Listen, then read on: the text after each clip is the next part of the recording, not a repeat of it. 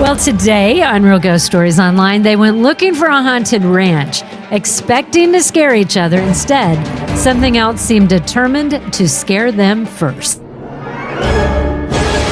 Welcome to Real Ghost Stories Online. Call in your real ghost story now at 855-853-4802 or write in at realghoststoriesonline.com. You're about to enter the world of the unknown and quite possibly the undead. This is Real Ghost Stories Online. Well, hello there. If you have a real ghost story, you know we love to hear them. Call it in, 855-853-4802. You can also write it down. Just go to realghoststoriesonline.com. Hit subscribe wherever you're listening. You can also now listen and watch us on YouTube. And there is no Tony here with us today. He obviously has something better to do. But Todd and Lisa here with me today. Anything just to get out of work, that guy. I mean, come on. Chaining himself to a woman for the rest of his life just to get out of working. Just to not have to work this week. Here's what's really funny. He said, I could join you guys. I'm like, dude, go freaking do the marriage thing. You know what? We're adults. We can talk about ghosts. We're good. Yeah. I think he felt like he was going to be missing out. Fear of missing out. That's the problem. He doesn't know what we're talking about. Well, you know, he does the true crime side, and a lot of that stuff is very serious, very crazy. Yeah. I think he enjoys, at least I hope he enjoys, the times we get together to do this stuff, because he can kind of be himself and be goofy and laugh at stupid shit. And, you know, Lisa, we've got a joke that if we come up with the oddest item in the world, and a couple of weeks ago, I brought up the spleen of a jackal. Okay. He would probably be able to go, oh, I've got one of those over there. And then he'll go get it and bring it over to show us. Because he's kept everything from childhood, his years in radio. So it's like a Ripley's Believe It or Not, except for Bursky's Believe It or Not. It is. Yes, very much. And in the way his studio is set up, like it's super cool. Studio space, but he's got like all those little things that he's kept over the years that means something to him. And he'll be like, I have that. And then he'll get up and come back with it. Like literally we were doing a ghost story. I think, Carol, you were gone for this one. I don't remember, but it was back in October of last year. And we were talking about Halloween decorations. And I said, I remember my mom would use the cheap cardboard ones that had like a witch on it or a pumpkin or whatever, and you'd hang them in the windows. And had the brads to help them move. Right. Some of them had the brads, so you could do this with the skeleton and stuff like that. And I said, my mom used them for so many years that they were pretty much white on one side because they had faded. And he goes, I have one of those. And he freaking walked over and he pulled out I think it was the skeleton one or something, but he had one of those in that freaking studio. Yeah, I could just hear us talking about a Victorian woman ghost, and I mentioned Victorian button hooks to button your shoes. I could see him doing that. I have a Victorian button hook. No, that sounds like something you would have. Tony, I don't think would have the Victorian button. I was just going to say, if Tony had that, I'd be very surprised. Tony would have the spleen of a jackal, though. Right? Yes, a pretend one. Yes. Tony has the oddest collection of stuff. I know. Last week or the week before, we were talking about we introed the story and was something about a nursing home.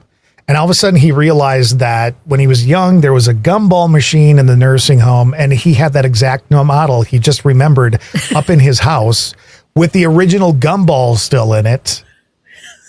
And I'm like, put new ones in it. No, it'd be funnier if people actually put the money in and get one of those, because it would be so bad. But nobody has pennies anymore, so he's going to sell the pennies for $2 a piece just so they can get a rancid gumball out of it. I worked at a radio station that had an M&M machine, like a gumball machine, that those M&Ms had been in there for years, and I once saw somebody eat some from it. So, oh, that's horrible. Was it you? No, it was not me. Okay, just wondering. But it was somebody I didn't like, so I just sat there and went, "Oh, watch this! They're gonna eat. They're gonna eat the M&Ms." He ate the M&Ms. He And then I did said, eat by the them? way, by the way, you know those been in there for like 20 years now. That hasn't been touched. And he was like, oh, that explains some Because things. it's a radio station. Nobody's going to spend money for M&Ms if they can steal them somehow from somebody else's, locker or from the kitchen area or whatever. Yeah. No, because you're poor. Right. Well, of course. Right. You're working in radio. You're very poor. Any radio station in the break room that had one of those little boxes with the coin slot in it, and it said, The the honor system. Nobody ever paid for the fucking butternutters or whatever the hell were in there. or the moon pies. Right.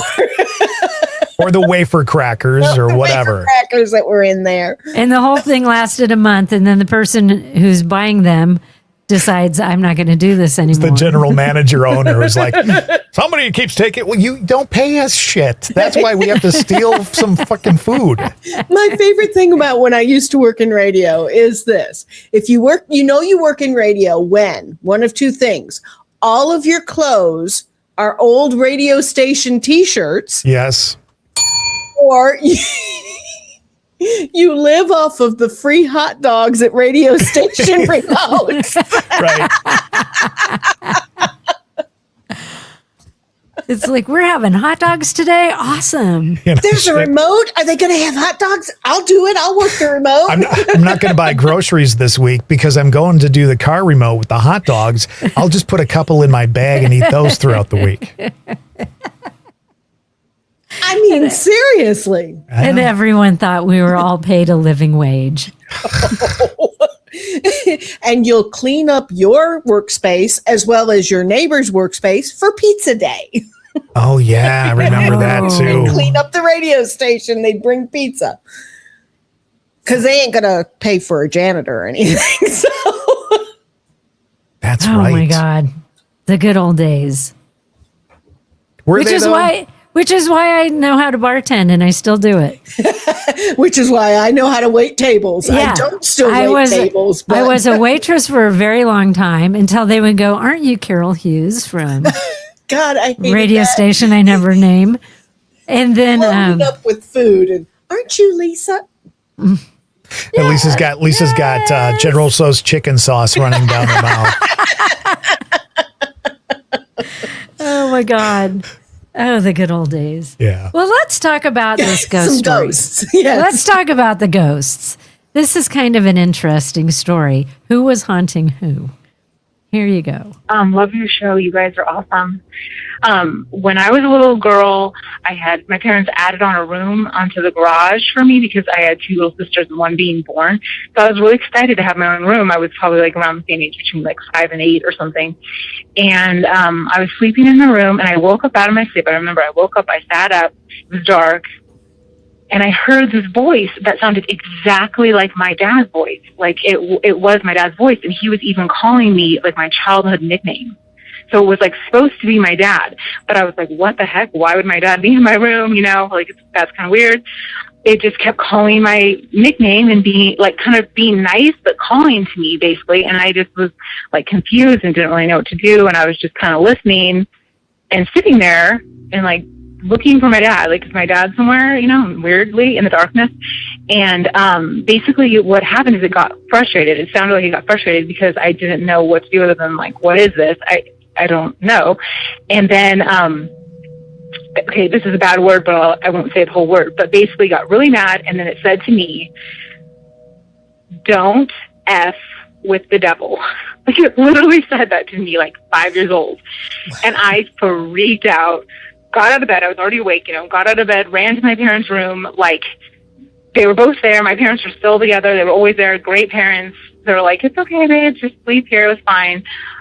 Seriously, like, it was, what's crazy is that was probably the first experience when I realized I was really sensitive, and pretty much for my whole life, I'm almost 40, I was trying to block that out, like block the aspects of like hearing stuff like that and knowing stuff like that. So it's just kind of crazy. I've recently been like, okay, like, let me like be in touch with it, but like know what to do and have like tools to protect myself and everything, like this past few years. So it's like all kind of crazy that would like come up, but that was literally like the root of it. My dad is like the best dad in the world, always really super good guy, like really like devout, like Catholic but like nice Catholic, like sweetest guy. Anybody in the world would like love him. So it was just like so weird to have that be like a demon or whatever. I don't know. But thank you so much for all you do. And that was amazing. Thank you. Keep up the good work. Bye. Well, full disclosure, I played the wrong phone call, but let's go ahead and talk about that one. Don't. I meant to play a different one, but Mess with the devil. Or she said, don't fuck with the devil. why would the devil do that to a 5-year-old child? Like, and sounding like her dad. That's a really strange thing. Like, what as a demon do you have to get? Like, what's in it for you for terrifying a little kid? But that's what they do, right? I mean, I don't know if there's a devil or not or anything like that, but anything that's trying to do evil stuff or scary stuff will use whatever they have means to do that if they really want to fuck with you. Just getting off on, scaring a young child and doing it in her father's voice is another level of fucked up. So it was just doing what it likes to do. Well, and then as a kid, you just know what you hear. It's like, oh, dad. Yeah. And maybe, though, she's hearing a voice that, as a 5-year-old, you have no way else to explain why you're hearing a man's voice. And so you just go, that must be dad. Maybe. It's hard for me to remember what it was like at 5 years old. So I don't remember same. exactly how we thought with that little tiny brain that we had at that age. Oops, Somebody somebody's going talking to a outside. dog. Yeah. Sorry, that's I'm like, my that husband. isn't. I was like, that is not happening at my house. That's my husband asking the dog if he wants to go outside. I thought he was asking you, I did too. Lisa. You want to go Lisa, you outside? gotta go Do you have to potty? go outside? He was Lisa? asking Mojo if Mojo wanted to go potty, not Lisa, me. do you got to go potty, Lisa? I do, but I'm fine right now. Thank you. I thought you just Todd. went. Didn't we I just did take a just- break so you could TT? Yes, we did. But then in that time, I've drunk a whole one of these. So Well, it's nice that your husband comes to check on you to see if you have to potty. That's adorable. it's the dog he's checking on. It ain't me. No, I just think that's a really strange story. Like why she would hear that, and at 5 years old, like that's a word that, like to this day, she's like, I'm getting ready to say a really bad word. Right. Like it We totally threw- traumatized Well, that is her. when you're 5 years old. That is the worst word in the world. Oh, it is. Yes. And we just think throw it that around on this story- podcast like it's nothing. I know. Like whatever. Especially Tony. And He's Todd. Tony's the worst offender. But I don't know. I think that's interesting. But, she said she's an empath, and maybe that's just she's kind of open to hearing things. Good point. And Very good point. her little 5-year-old brain heard that and thought, Dad. And because there's no other man in the house, that has to be Dad. And so that's how she heard it. I don't know. But she definitely, you can still tell to this day, she has not forgotten that.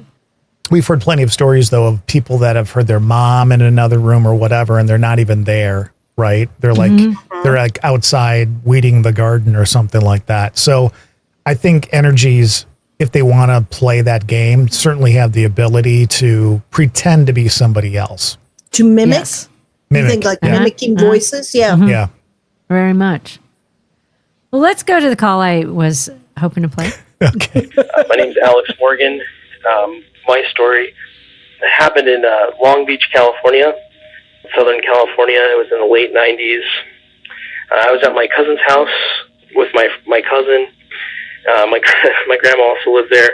And our friend, this is late 90s. We were on dial-up AOL internet.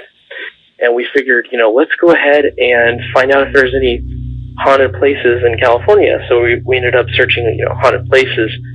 It was a real old website, and there was just a list of all these different places in California that were haunted. It was actually a really nice list. It had all the big things like Queen Mary, down to like houses on particular streets. It was really, really interesting.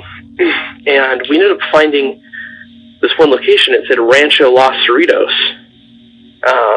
And we saw it was in Long Beach, and, you know, we're at my cousin's house, and we're thinking, okay, let's find out where this is. We end up taking a look at this on a map and finding out it's a bike ride away from where we are, right across from the country club adjacent to his house. So, you know, we're all excited. My cousin, I, his friend, we get on our bikes. We're going to go pedal over to this place, Rancho Los Cerritos in Long Beach. And we're going there, you know, the whole time we're talking about the stories we saw online. You know, people were saying it was haunted by an old Spanish foreman, and that there was a lot of Native American deaths there due to illness. And so we're kind of psyching each other up the whole bike ride there. You know, it was pretty cool. It was like something out of the Goonies or something. It was kind of like an adventure. And so we get there.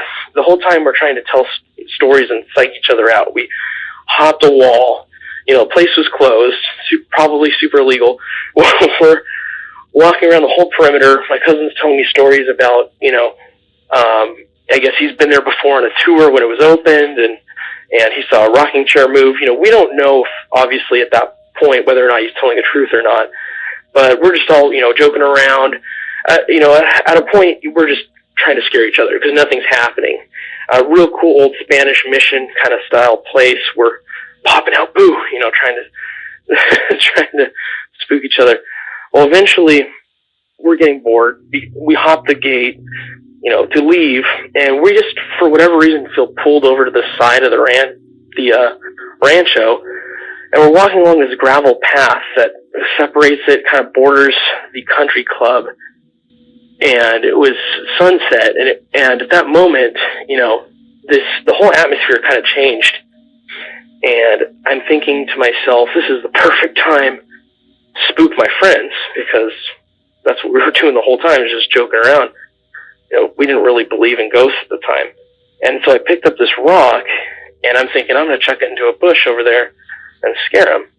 And right when I'm about to throw this rock over into the shrub, a rock of about similar size plops down. I mean, it wasn't thrown from a trajectory. It literally plopped down from above my head and landed right in between me and my cousin and my friend.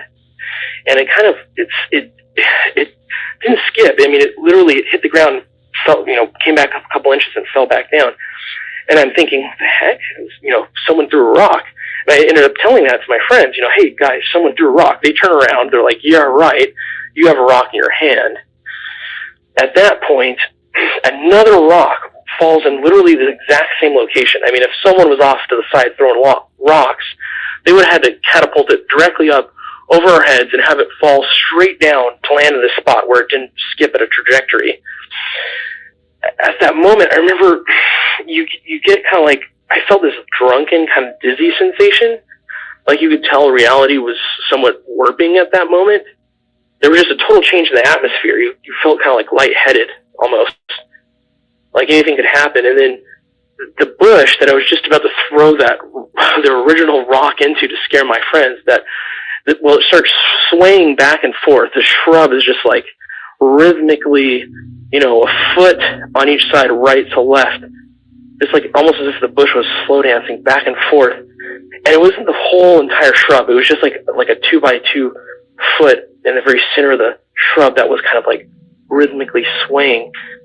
And at that point, I was like, all right, let's get out of here. Let's go. And so we all went and jumped on our bikes, and you know, we're trying to pedal away. My friend Matt pedaled too hard, and he scooped the bike from out underneath him and just face planted into the gravel. We left him. We were too scared to go back. We're just like, Matt fell down. Let's keep going. So we went all the way back, you know, to my cousin's house. Eventually, when we caught up, we told this tale. We talked about what happened, and I've always wondered, you know, did it read my mind? Because it knew exactly at the moment when I was going to scare my friends. You know, I don't know what it was. Maybe it was the foreman. Maybe it was, you know, a Native American spirit. Maybe it was, you know, a hobo in a bush trying to throw rocks and scare us. I don't think it was a hobo in a bush, because you could see through the bush. You know, the whole shrub was like well maintained. The person would have had to been crawled up in the very center, and it was like swaying in a very strange motion. It wasn't shaking. But that has always left an imprint on my mind. Later on in my life, I became a little more spiritual in that regard, and whenever I've had things happen out of the ordinary, I get kind of a similar dizzy sensation. But yeah, I wanted to go ahead and just tell you guys that story. You guys have a great show. Keep it up. So, I tell you, tonight when I walk my dog, every bush I walk by, I'm going to be like, is there a hobo in the bush? I was just going to say, too bad Tony's gone, because I think there would have been an RGSO performer's rendition of Hobo in a Bush. Yeah, Hobo in a Bush, yep. I did find this, though, because he started the story off talking about, oh, this is back in the 90s, blah, blah, blah, AOL dial-up, right? And I was like... Right? Damn kids these days. You didn't have to sit through all this. That boom, boom.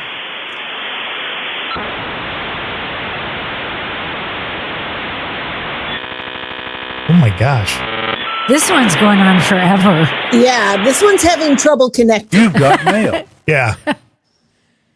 It's so funny because it was so life-changing at the time, and now you look at that and it's like, my God. And we had to sit through all of that just to get on the internet. Not only that, but you had to, there were limited numbers that you could call, and if there were too many people on it at that time, you had to go to a different number and a different number, and oh my gosh.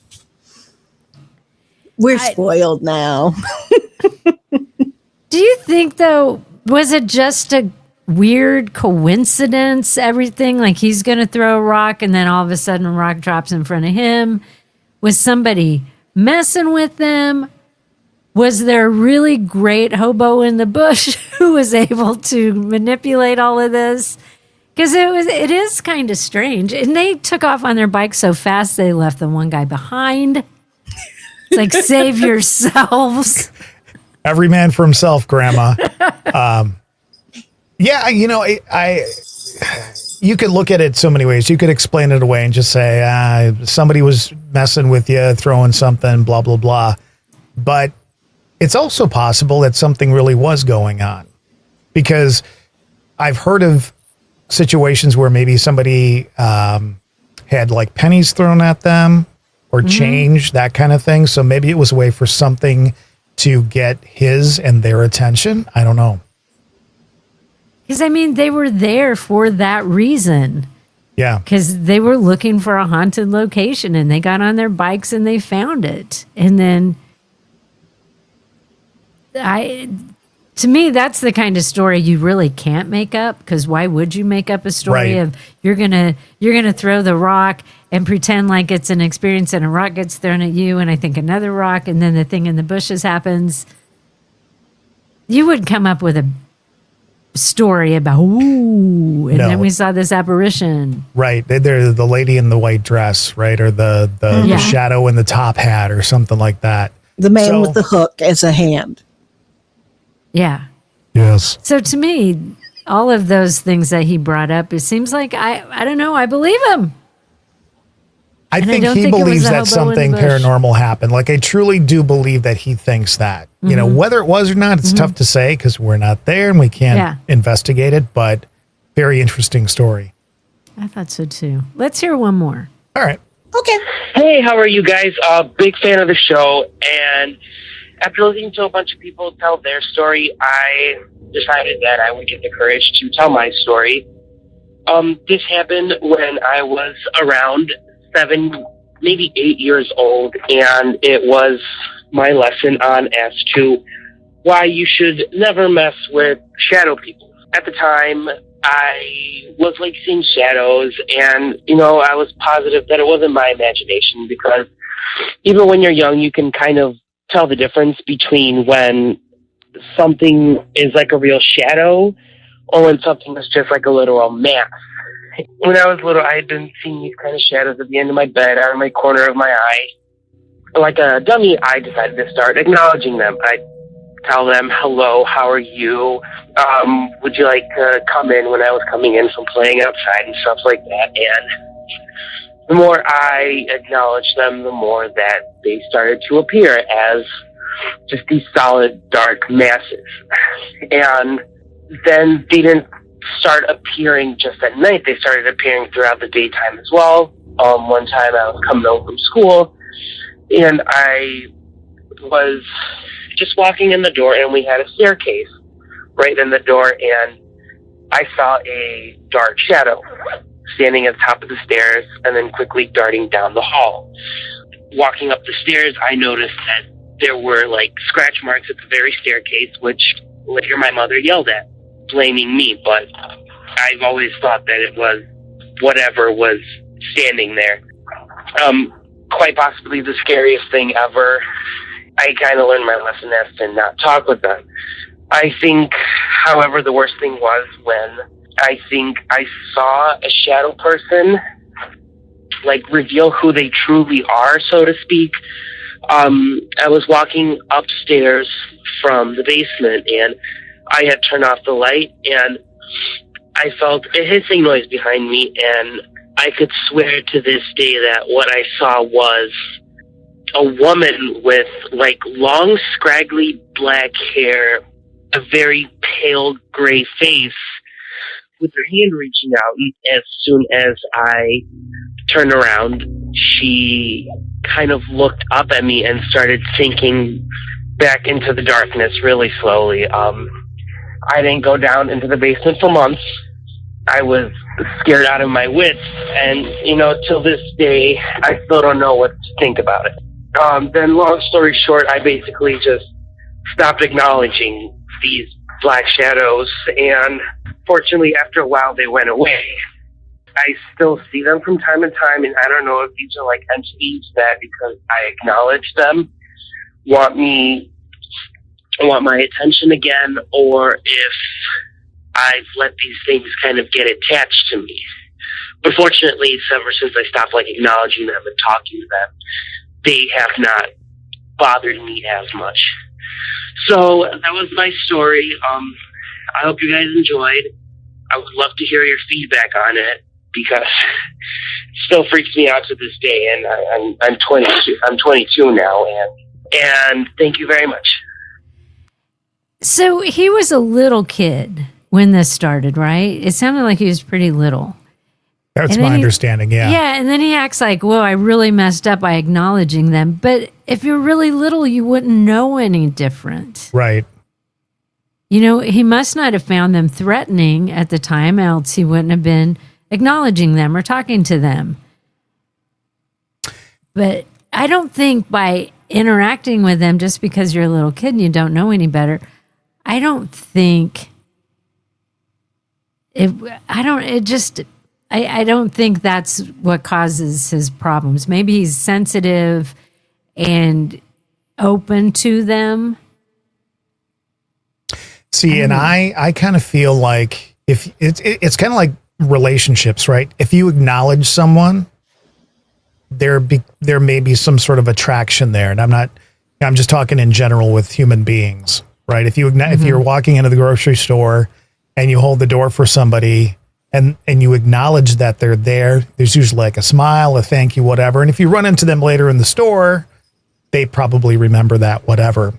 I do think when it comes to energies, if you're open enough to have an experience or you open that door, then I don't know if it's a change in yourself or a change in the energy that of the place that you're in, but I do believe it creates more things. Okay. Even if you just accidentally little bitty kid. Okay. Yeah. Okay. Yeah. That makes some sense. I agree with Todd, because it's like when you're communicating with anybody. I mean, right now, if I were to be talking to you, Carol, and you would be looking at your phone or talking to your cat. What are you talking about? Exactly. You're completely ignoring me. I would eventually stop talking to you because Carol is not hearing me. She doesn't see us. Fine, whatever. And I would put my energy to something else. But if you, in a communication, if you're responding, then it's like, oh, they hear me. And it's more give and take. So I think the same can be said about energies, is that if we acknowledge that we have seen that or we have heard that, they did hear me. I can find a way to communicate with this one somehow, some way. Do you see what I'm saying? Yeah. And I shouldn't be leaning in. I'm sorry. Thank you. No, that makes sense though. But do you think, by opening that door when he was a kid, can you shut it properly? So I don't have that answer, but I will tell you that people who have opened that door and maybe have psychic abilities or empath abilities, I think that door is very hard to close again. I think you learn how to shut the door at times when you want to, but if something wants to come through, I think it has that ability. Yeah. I'm glad I don't have that ability because that would be a lot to deal with. Yeah. I got enough going on in my daily life. I don't need some random spirits coming through with messages for people. I'm like, you go talk to them. I don't have time. I do think, though, Carol, because of your experience in the house you grew up with, that if there's something around you, it will try to reach out. Like you've said before, you don't think this house is haunted, but I think that if you were in a location, let's say one of the theaters you work with, blah, blah, blah, I think that they would know. I think the energy would know that you've had experiences and could communicate with you. Yeah. Yeah. I get that feeling all the time. I can tell. And I think energies do know and can feel when there is somebody who is open to that, who can feel or can receive it. They also will close down and will not try to communicate if there are other entities or other energies in the area that they just don't want to deal with. I mean, it makes some sense. I don't know. That's interesting.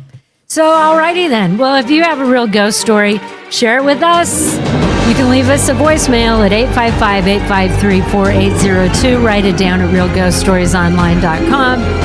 Wherever you're listening, just hit subscribe. We would appreciate that. And become a premium subscriber if you want. Advanced episodes, access to the archive, and no commercials could be yours. Sign up through Apple Podcasts or patreon.com/realghoststories. And for all of us here at Real Ghost Stories Online, thanks for listening.